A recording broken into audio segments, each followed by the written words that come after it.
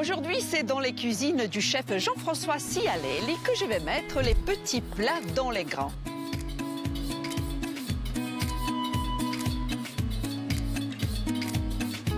Avec lui, derrière la batterie de cuisine, un cordon bleu amateur passionné, Paola Rinieri.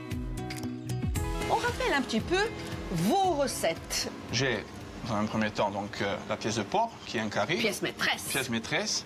Une multitude de légumes, donc, variés, pour mettre un maximum de couleurs et de choix, et diversité donc, dans l'accompagnement. Et différentes textures aussi en bouche. Différentes textures.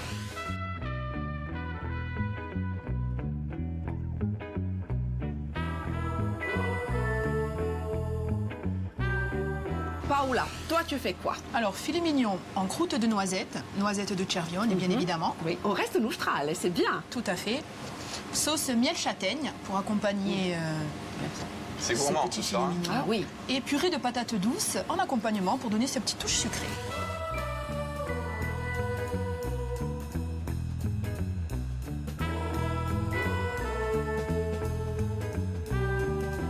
Allez, au boulot les amis.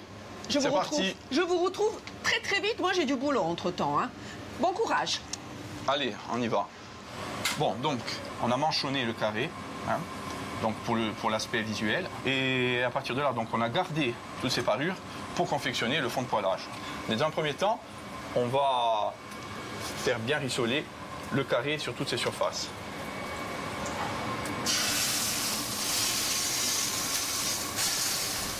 Bon, alors maintenant, donc, une fois que le carré donc, est coloré, on va inciser à peu près au centre. Ça va permettre de parfumer la viande. Ça va parfumer la viande. Ouais. Le cédrat va cuire en même temps que la viande va chauffer, donc ça va diffuser un parfum au cœur de la viande. Là, je vais repositionner donc, mon carré. Comme ceci. Je vais ajouter quelques parures. Pour l'instant, que des parures. Pas de garniture aromatique. La garniture aromatique, on la mettra plus tard. Et là maintenant, comme j'ai dit, donc ça, on va couvrir et on va cuire ça au four. On va mettre ça pour à peu près une demi-heure de cuisson. Alors là, donc on a le carré qui a cuit moitié de temps. Pour pouvoir faire ensuite le fond de poêlage, il faut une garniture aromatique, donc composée de zeste de cédrat, hein, qui ont été pochés. Qui ont été pochés pour enlever l'amertume, des échalotes entières, un peu de pancette et bien sûr carotte oignon qui s'appelle une mirepoix. Voilà, tout à fait, impeccable. Voilà. Et ça maintenant, on va remettre environ une demi-heure en cuisson, toujours à couvert pour garder justement cette humidité à l'intérieur pour garder le moelleux. Mais c'est un vrai cours de cuisine auquel nous assistons, les amis. Hein. Je vous écoute depuis tout à l'heure et j'entends. Garniture mirepoix, pommes de terre château, la cuisson à l'anglaise. Tu vas passer un test après, je prends les notes. Hein. Pas de problème. À toi maintenant. Allez, Paola. Et ça sera toi le commis, hein, Jean-François. Oui, bien sûr. Je vais vous aider, les amis. Moi, je me mets là.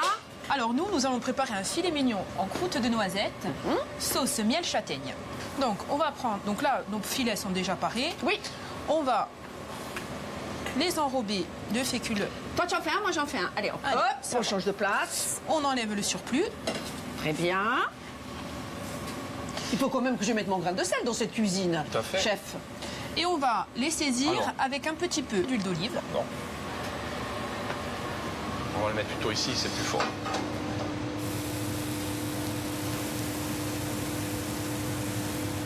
On a tout ce qu'il faut dans cette cuisine. Hein.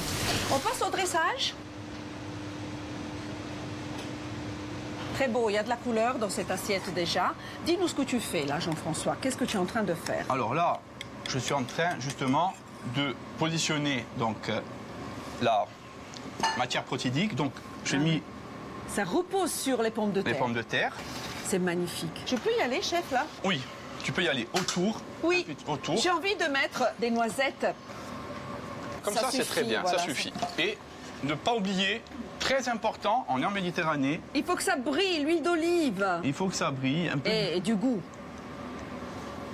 Et Paola, pendant ce temps-là, est en train d'arroser. Alors, on va débarrasser ici, mettre en valeur ton assiette.